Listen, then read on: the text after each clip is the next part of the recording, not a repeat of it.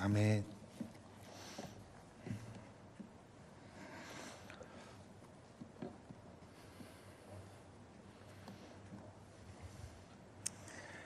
미국 워싱턴의 의과대학의 홈즈 박사팀이 생활지표 척도를 개발을 했습니다.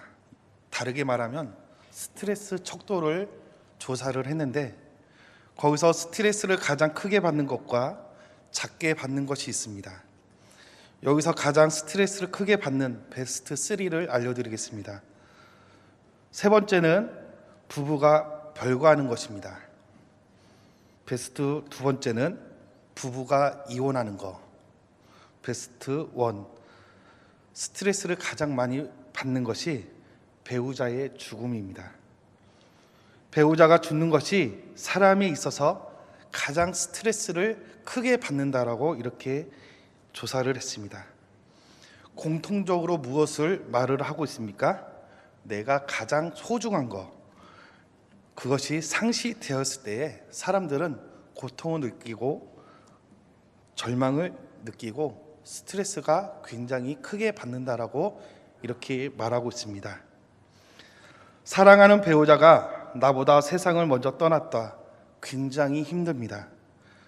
배우자가 먼저 떠났다는 것보다 더 큰 것이 있다고 한다면 아마 자식이 먼저 세상을 떠나는 것입니다. 자녀가 나보다 세상을 떠나게 된다고 한다면 그 자식을 어디에다가 묻습니까? 가슴에 묻는다고 합니다. 평생을 잊을 수 없고 마치 내가 죄인처럼 살면서 계속해서 부모는 자식을 생각하면서 살고 있습니다. 그래서 부모는 자식이 먼저 떠난다고 한다면 부모님들은 가슴에 평생 동안 묻으면서 살아간다는 것입니다.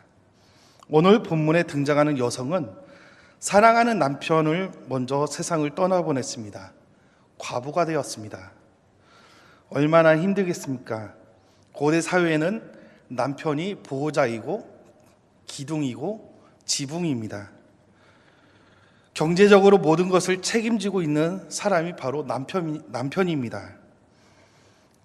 그런데 이 남편이 세상을 떠났습니다. 힘들고 어려웠지만 이 과부는, 이 여성은 그나마 견딜 수 있었습니다. 하나 남은 아들이 있었기 때문입니다.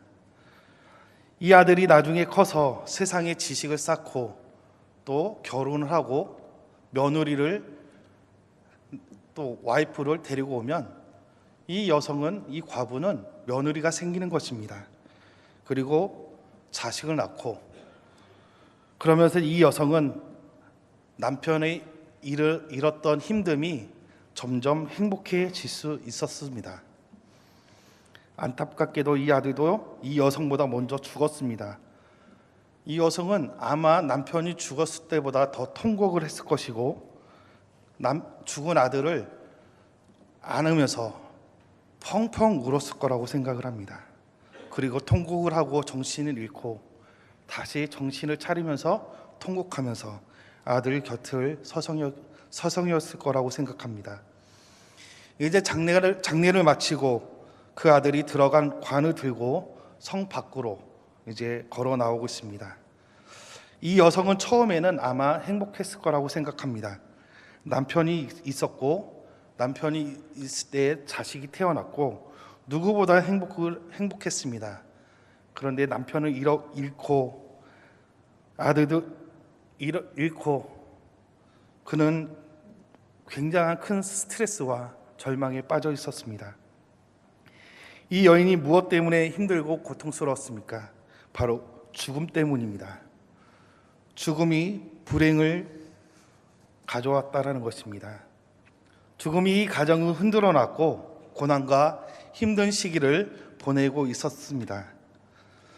우리 사람은 한 번은 죽게 되어 있습니다. 죽음 앞에서 누가 자유합니까? 아무리 용을 써도, 아무리 우리가 돈이 많다 해도 죽음 앞에서는 무용지물입니다. 젊었을 때 좋은 거 먹고 많은 재산을 모아도 죽음 앞에서는 아무것도 할 수 없습니다. 죽음은 모든 것을 멈추게 하고 모든 게 끝나게 되는 것입니다. 우리는 죽음 앞에서 절망할 수밖에 없습니다. 평소에 우리는 자신에게 찾아오는 죽음을 별로 생각하지 않고 우리는 살아가고 있습니다. 저희 아버지가 얼마 전에 무릎 수술을 하면서 여러 가지 검진을 받았습니다. 머리부터 발까지 검진을 받았고 의사가 심각하게 저희 어머니를 불렀습니다. 다음 주에 큰 병원에서 다시 한번 검진을 받아보십시오라고 이렇게 어머니에게 얘기하니까 어머니는 굉장히 놀라면서 아니 무슨 일이십니까? 라고 이렇게 물어봤습니다. 의사 선생님이 아마 폐암일 것 같다라고 이렇게 얘기를 했습니다. 이 이야기를 어머니가 아버지에게 얘기해주고 아버지는 2주 동안 음식을 평소에 먹던 거 3분의 1만큼 먹고 힘이 빠진 채 삶의 의욕이라는 것을 찾아보지 못한 채 침대에서 한숨만 쉬고 시간을 보냈습니다.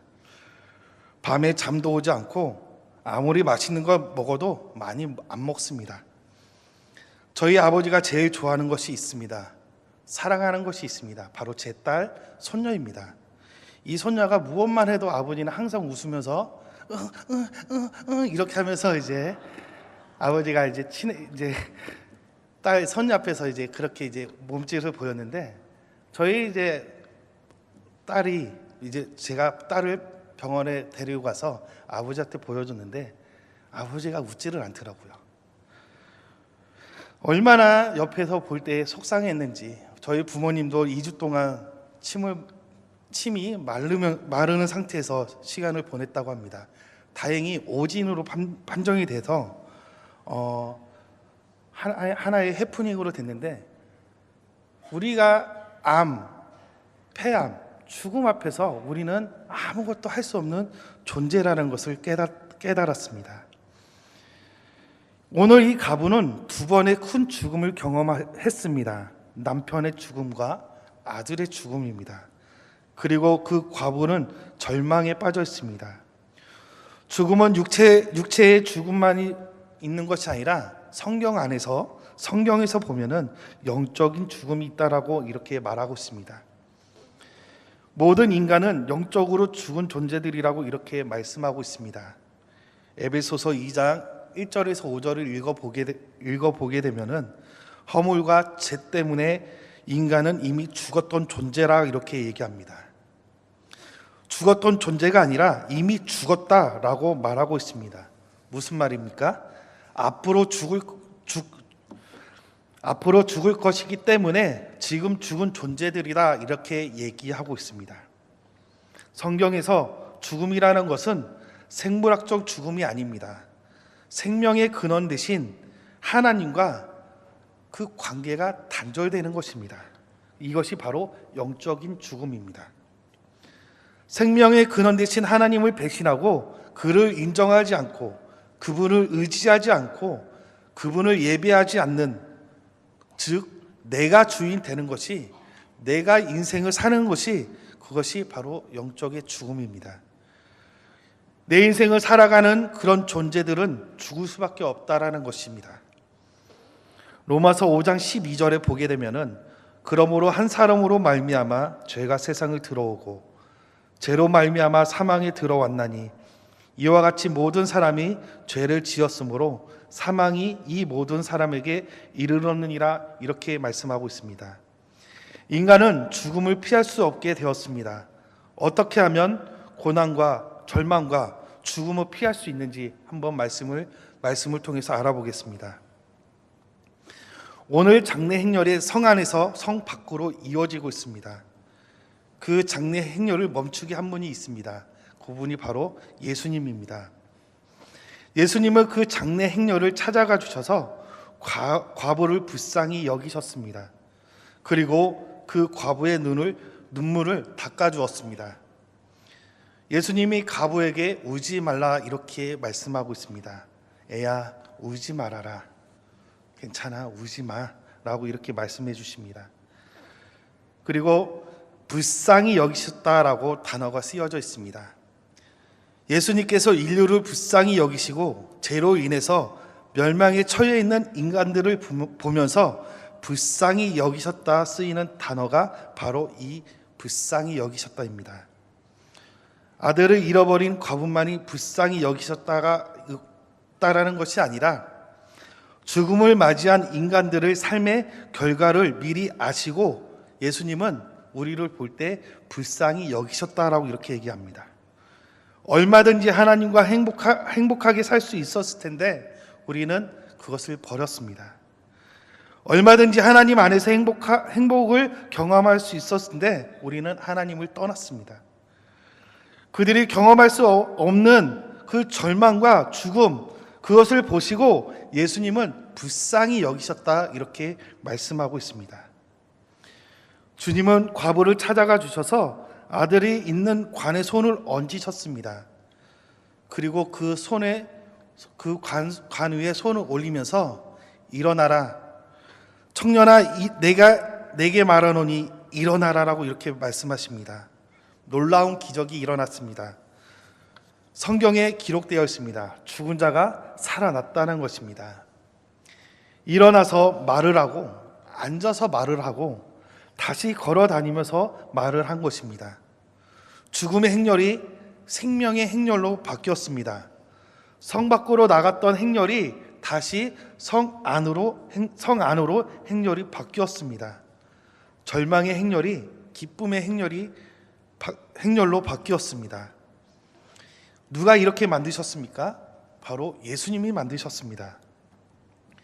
예수님이 그 가정을 변화를 일으켜 주셨습니다. 하나님을 떠나 멸망할 수밖에 없는 우리들을 다시 살 수 있는 방법을 돌려주셨다라는 것입니다. 그것은 무엇입니까?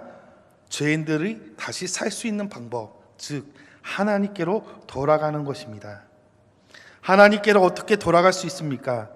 요한복음 14장 6절에 이렇게 얘기하고 있습니다. 예수께서 이르시되 내가 곧 길이요 진리요 생명이니 나로 말미암지 않고는 아버지께로 올 자가 없느니라. 아멘. 우리가 하나님께로 돌아갈 수 있는 방법은 바로 예수 그리스도입니다. 그 분을 영접하지 않고서는 우리는 하나님께 나아갈 수 없습니다. 하나님이 우리를 사랑하사 하나밖에 없는 예수 그리스도를 이 땅에 보내주셨고 그분이 우리를 위해 십자가에 달리신 것을 믿고 그 사실을 우리가 받아들이면 우리는 예수님을 영접할 수 있고 우리는 다시 하나님께 돌아갈 수 있는 것입니다. 사랑하는 시온교회 성도님들에게는 어떤 슬픔이 있습니까? 어떤 고난이 있습니까? 어떤 스트레스가 있습니까? 무엇 때문에 힘드시고 무엇 때문에 어렵고 아프십니까? 그렇다면 죽은 아들 때문에 과부가 울면서 성 밖으로 나올 때에 예수님이 찾아오셔서 그 아들을 살려주셨습니다. 그 아들에게 손을 내미신 것처럼 예수님을 우리에게도 손을 내밀어 주십니다. 그 손을 우리는 붙잡고 일어나야 되겠습니다.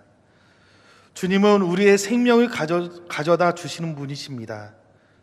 우리에게 힘든 것들이 있다고 한다면 그 손을 붙잡으시기 바랍니다. 예수님의 손을 붙들 때에 내 입술과 내 마음이 예수님을 나의 구주를 인정할 때에 나의 무릎이 주님 앞에 꿇을 때에 절망은 변하여 희망이 될 줄을 믿습니다. 슬픔이 변하여 나의 찬양이 될 줄을 믿습니다. 이제 5일 후면 고등부가 이제 수련회를 떠납니다. 일주일하고 5일 후에는 중등부가 수련회를 떠납니다. 우리 다음 세대 이 아이들이, 우리 자식들이 주님 앞에서 고백하면서 주님 앞에서 회개하면서 그들이 다시 하나님께 돌아갈 수 있게 많은 성도님들이 기도해 주시고 물질로 후원해 주시기 바랍니다.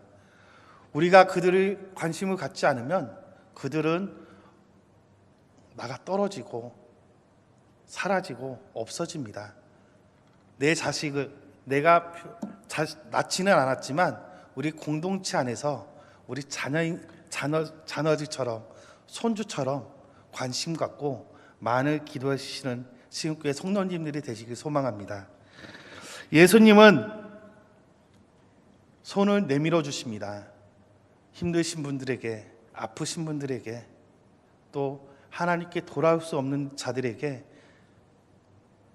과부의 아들의 관을 소를 올리는 것처럼 예수님은 손을 내밀어 주십니다. 그 손을 잡으시는 시흥교회 성도님들이 되시길 소망합니다. 그분과 함께 이 험한 세상을 능히 이기시고 승리하시는 시흥교회 모든 성도님들이 되시기를 소망합니다. 기도하시겠습니다. 사랑의 하나님 아버지, 감사합니다. 하나님, 슬픈 자에게 손을 내밀어 주시고 절망하는 자에게 손을 내밀어 주시고 죽을 수밖에 없는 우리들을 손 내밀어 주셔서 다시 한번 하나님께로 돌아갈 수 있게 해주셔서 감사합니다. 하나님, 그 손을 우리가 끝까지 붙들고 우리가 복음을 믿고 예수님을 인정하여 다시 한번 하나님께 돌아갈 수 있는 귀한 시간들이 될 수 있도록 하나님 함께해 주시옵소서. 하나님, 우리가 그 손을 놓지 않고 끝까지 붙듭니다. 우리가 그 손을 놓지 않기를 하나님께서 힘을 주시고 붙잡아 주시옵소서. 예수님의 이름으로 기도합니다. 아멘.